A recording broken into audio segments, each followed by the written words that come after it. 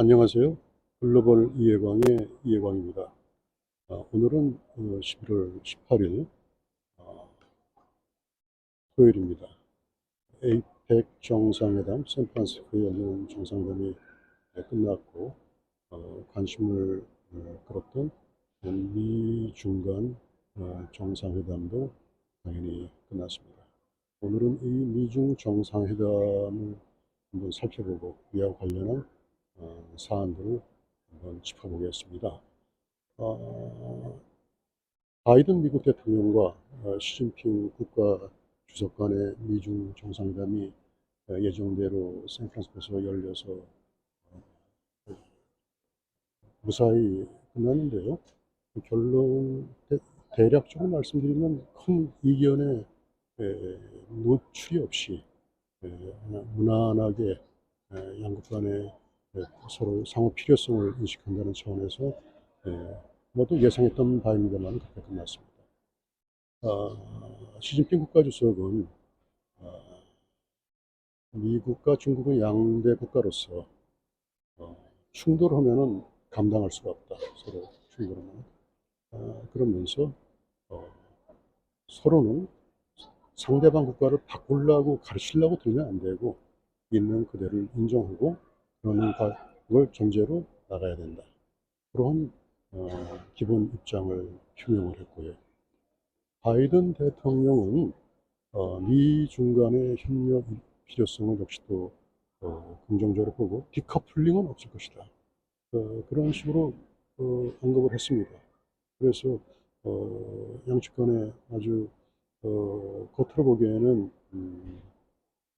무난하게 진행이 됐는데요. 사실 그럴 수밖에 없게 또 보이는 게 내년에 이제 1년 후에 대선이 있기 때문에 뭐 중기적으로 뭐 청사진을 낼 입장은 아니죠, 피차간에.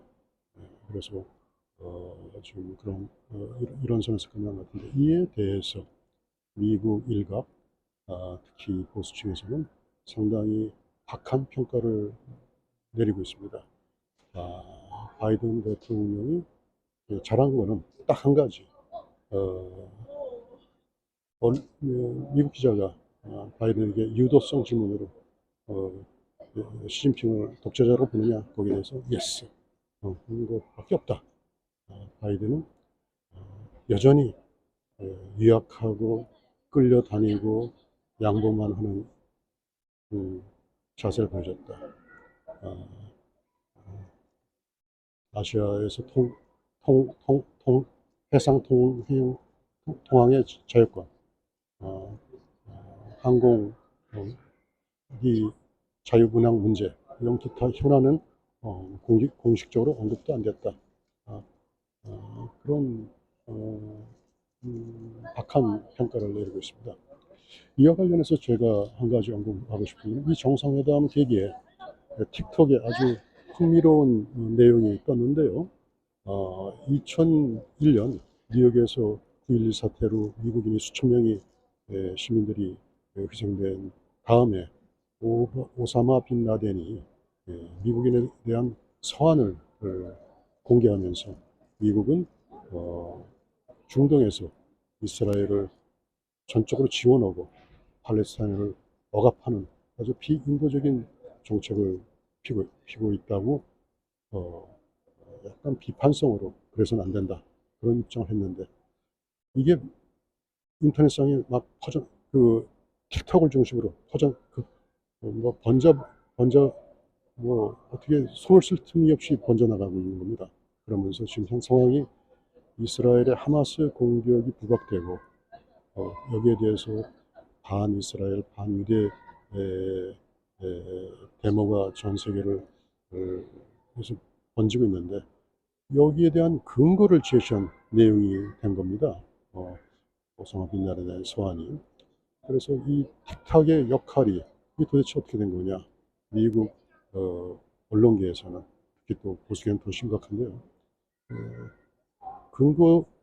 논리적인 근거도 없이 논리적인 추론도 없이 단편적인 극히 아주 일부분의 정보가 아주 쓸 틈 없이 번져나가면서 이것이 진리이냐 뭐 특히 젊은이들한테 인식이 되고 이걸 기초로 반이슬, 반대 물결, 데모 물결이 번지는 건 이거는 있을 수 없다.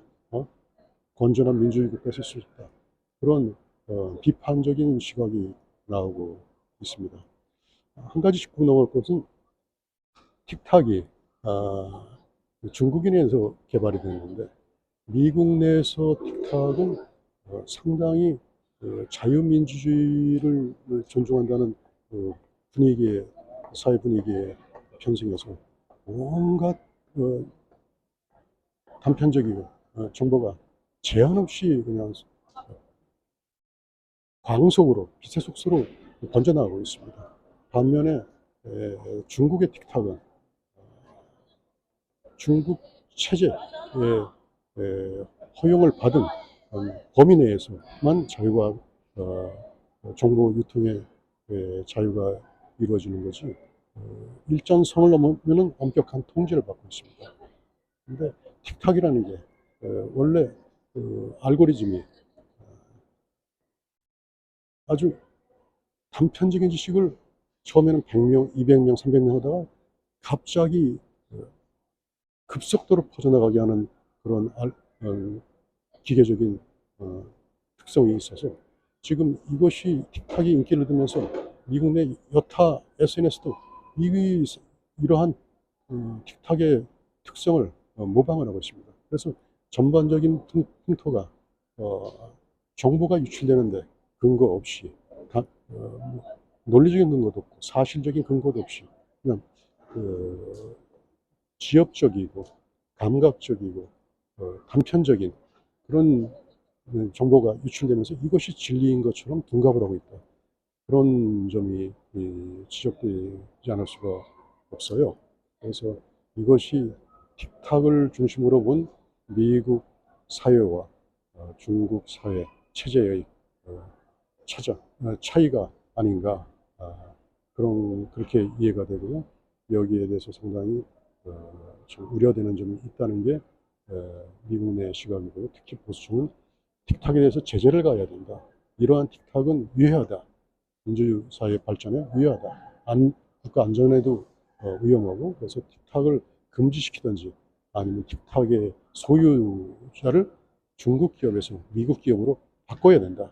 그런 식의 제안이 나오고 있는 거죠. 또 한 가지는 이번 정상회담 계기에 열린 회의에서 모임에서 바이든 대통령이 게빈 뉴섬 미국 캘리포니아 주지사를 자기가 추구하는 자리를 또 차지할 수 있다. 그러니까 자기가 추구하는 자리는 미국 대통령인데 재선이죠. 찾을 수 있다고 그렇게 언급을 했습니다. 물론 게빈 뉴섬은 본인이 공식적으로 내가 차기 대통령 선거에 민주당 후보로 경선에 출마하겠다 언급한 적은 없습니다. 다만 최근에 이 게빈 뉴섬 주지사는 중국을 방문해서 공식 방문해서 시진핑의 환대를 받은 적이 있는데 이것이 사실상의 출마를 위한 사전 정지 작업이 아니냐 그렇게 보여지고는 있죠.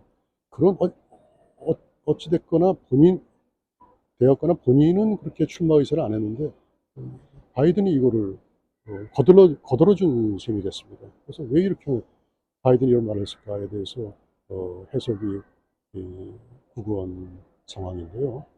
지금 바이든의 건강과 여러 가지 멘탈, 정신력, 판단력 이런 걸 볼 때 향후 이제 대선을 1년 앞두고 있는데 바이든이 이 치열한 대선 과정을 이겨내고 재선에 성공할 수 있을 것인가.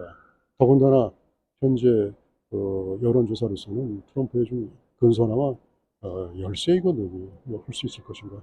근데 민주당 내에서 상당히 우려하는 시각이 있고요. 그리고 해리스 부통령이 또 나올 수도 있다. 그런 말도 있는데 어쨌든 바이든이 게빈 뉴섬을 이렇게 띄워준다면 띄워주는데 이것은 본인의 어떤 정치적인 곡선이 있는 것이 아닌가. 그래서 이와 관련해서 과연 첫째는 바이든이 과연 치열한 경선 과정을 마칠 수 있을 것인가. 체력적으로나 정신적으로 또 과연 그러면 누가 될 것이냐, 개빈 뉴스이 나올 것이냐, 아니면 해리슨도 나올 것이냐, 그런 게 지금 주목을 받고 있습니다. 네, 오늘은 여기까지 말씀드리겠습니다. 다시 찾아뵙겠습니다. 감사합니다. 안녕.